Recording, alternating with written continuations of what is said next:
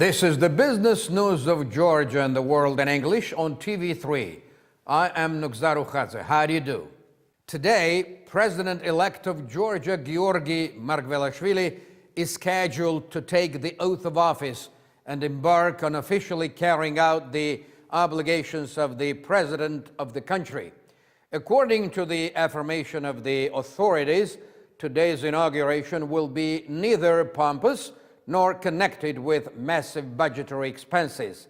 Nevertheless, they presume that Giorgi Margvelashvili, whose legitimacy was confirmed by the results of election, promises to be a successful and efficient state figure.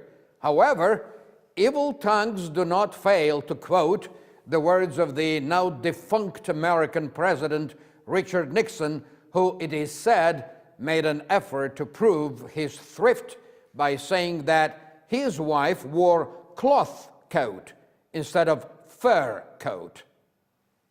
In a word, very soon this place will become a memorable venue of one more historical event, sworn into office the new, albeit considerably weakened head of state of Georgia. Well, how successful he is going to be is just a matter of time. But the president-elect has categorically refused to use as his office and residence the presidential palace built by his outgoing predecessor. Our correspondent, Kote Mosize, has the story. The residence of President of Georgia is located in Tbilisi. President Saakashvili took initiative, and this palace was built between 2004 and 2009.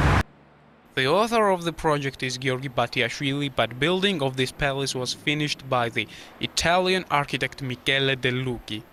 According to the information spread in internet, the palace cost nearly $46 million.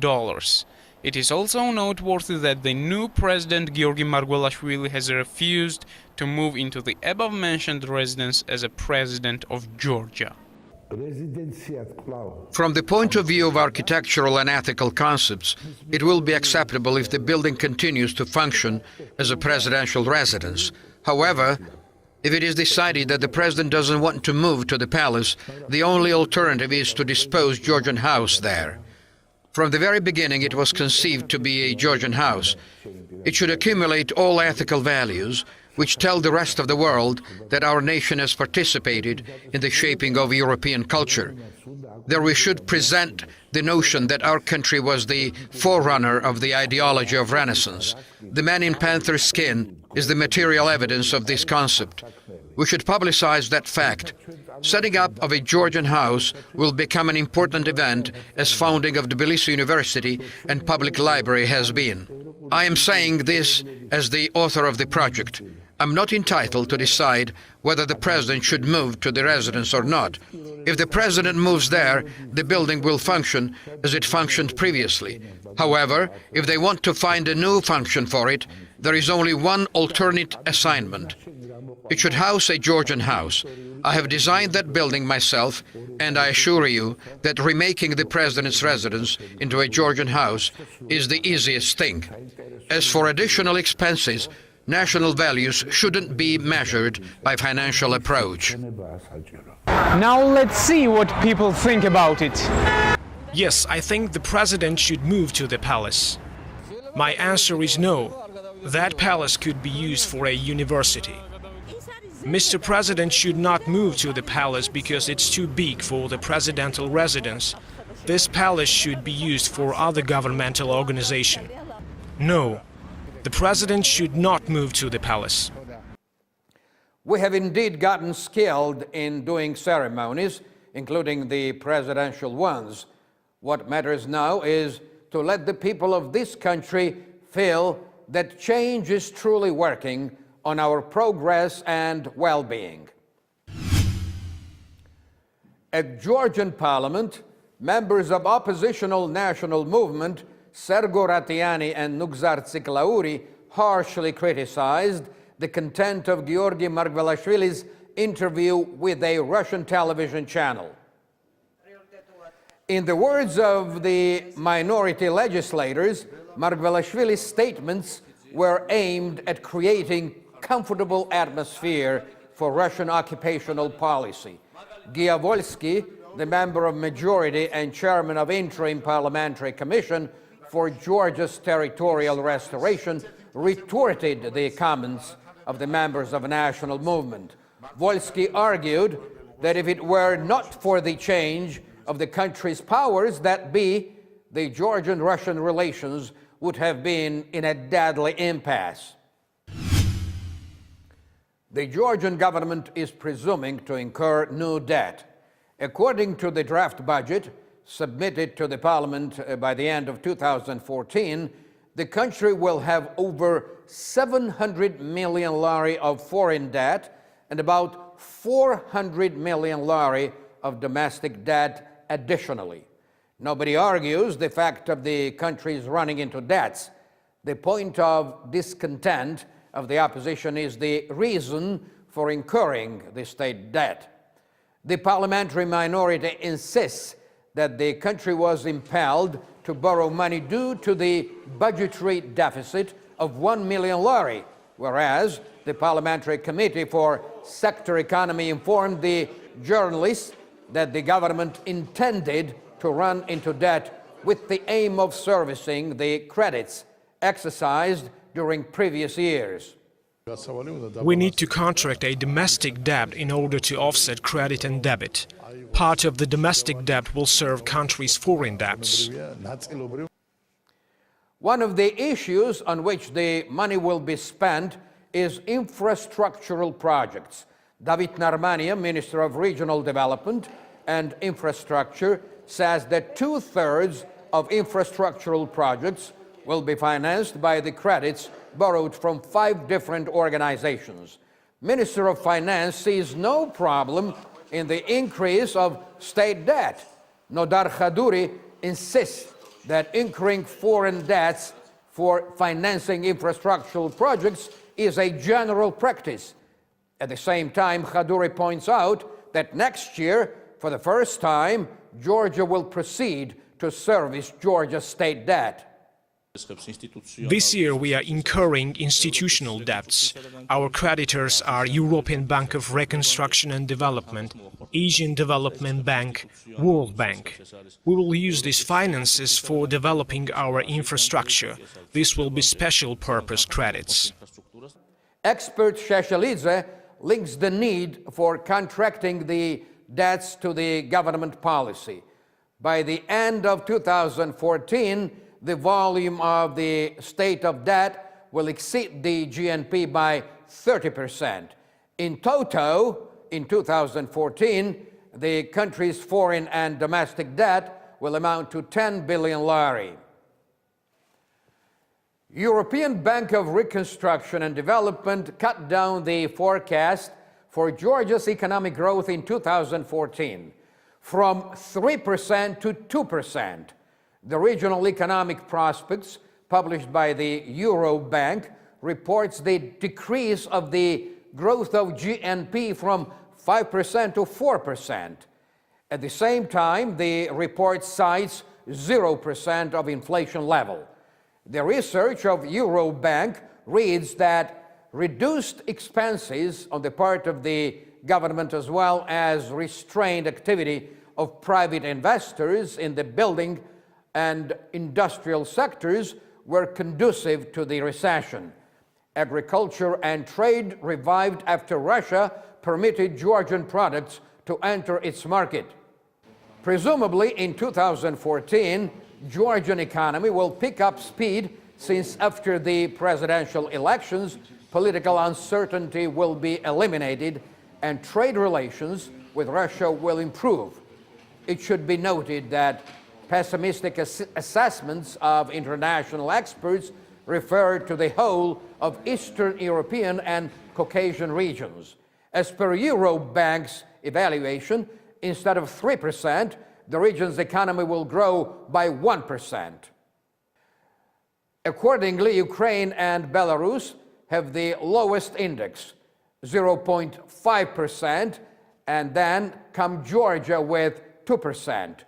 Armenia 2.5%, Moldova 3.5%, and Azerbaijan 4.5%. In 2013, economy of Russia will grow by 1.3% and economy of Turkey by 3.7%. The Eurobank explains that decline of Georgia's economic growth was caused by the decrease of private and state investments and political instability, which was connected with political transformation and presidential elections. Promotion of trade and investment relations with the countries of European Union and improvement of business environment. This was the purport of the Investment Conference and Business Forum at the Exhibition Center Expo Georgia, which was organized by the Chamber of Commerce and Industry of Georgia. According to the president of the organization, such sessions and conferences will stimulate the development of Georgian business. In the words of Kacha Baindurashvili, the business forum, which was realized within the framework of Project East Invest, initiated by the European Commission, will significantly enhance the activity of private sector. This forum is a good platform for Georgian and European businessmen to get acquainted with each other and establish business-like friendly relations. To the first forum, we've invited about 150 Georgian companies and almost 30 foreign companies. Prior to the Vilnius summit, it is important for Georgian as well as foreign businessmen to have clear idea about the agreement of free trade and how they do business in Europe. Under the aegis of the forum, they organize sector seminars and meetings of representatives of Georgian and European companies. Construction of 15 hydroelectric stations is underway throughout Georgia. On top of that, memorandums have been signed on feasibility reports regarding 26 hydroelectric power stations whose installed output will amount to 545 megawatts. Their overall investment will equal $850 million. Minister of Energy reported the progress of his ministry at the annual presentation. According to Minister Kaladze, during 6 months of 2013, 28% of overall foreign investments were made in the energy sector, which is by 7% more compared to the similar period of last year. In his words, building of high-voltage transmission line between Georgia and Turkey was completed. According to Minister Kaladze, by the end of this year, they will finish the construction of 4 hydro stations whose overall power will be 46 megawatts and the annual output 250 million kilowatt hours. Their investment value is $45 million. Kaladze said, together with the Fund of Energy Development, our ministry launched building of wind electric stations with the power of 20 megawatts at the first stage and consequent prospect of reaching 300 megawatts. Wind electric station Kartli is the first pilot project, which is being built at the state expense. The investment amount of the project is $30 million. In the words of the minister, the Partnership Fund and Oil and Gas Corporation started to build thermal electric station in Gardabani. Construction work will be over at the end of 2015. The cost of the project is $220 million American dollars. Promotion of agricultural cooperation and setting up of farmers' unions, these are the aims of the new agency that was created at the Ministry of Agriculture.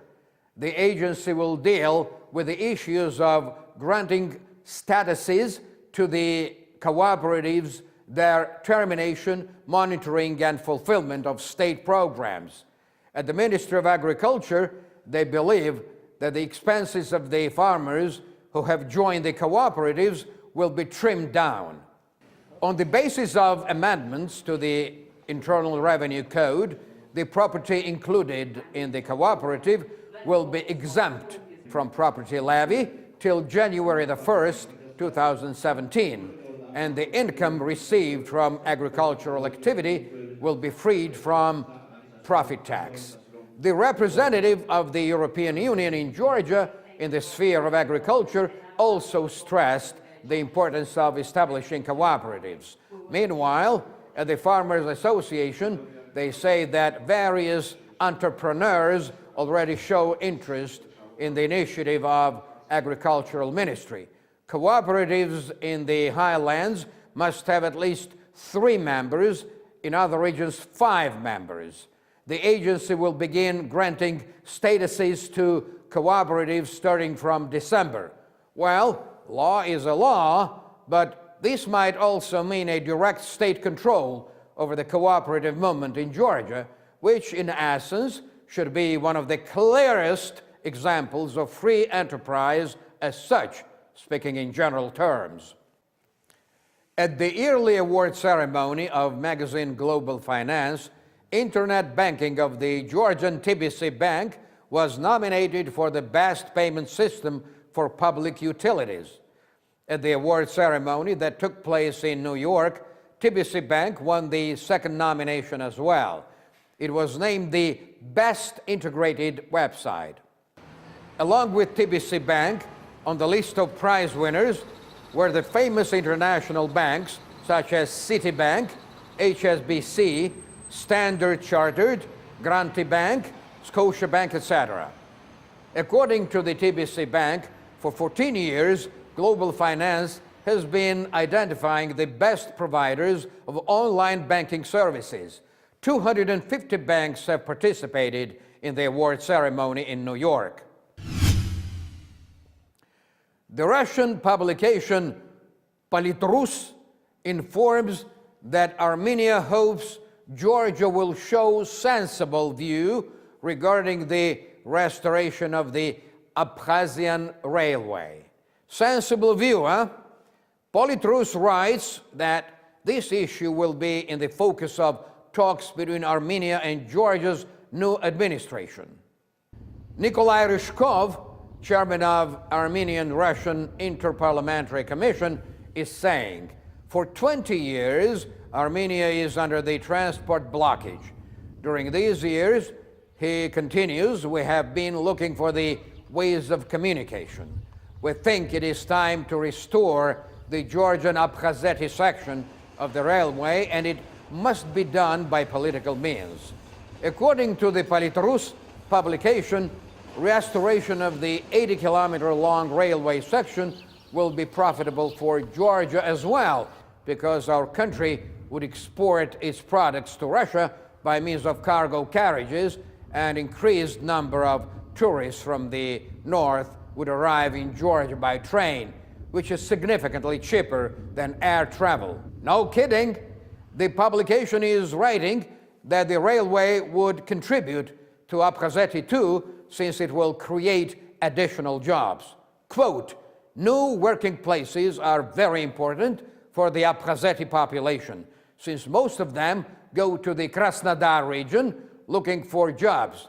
In that case, Abkhazeti, which is subsidized by Russia, would sustain itself, unquote.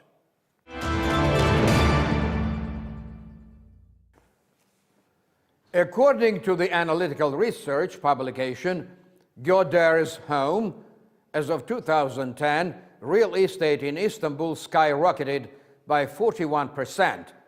By the estimation of foreign experts, if current tendency remains, in half a year's time, the price will soar to 50%. Local as well as foreign investors are ready to invest in Turkish real estate. At an average, in August, prices for apartment houses and non-residential buildings increased by approximately 2.5%, while annual average amounted to almost 14%. Investors who purchased real estate in Istanbul in 2010 received yearly profit of 12 to 15%.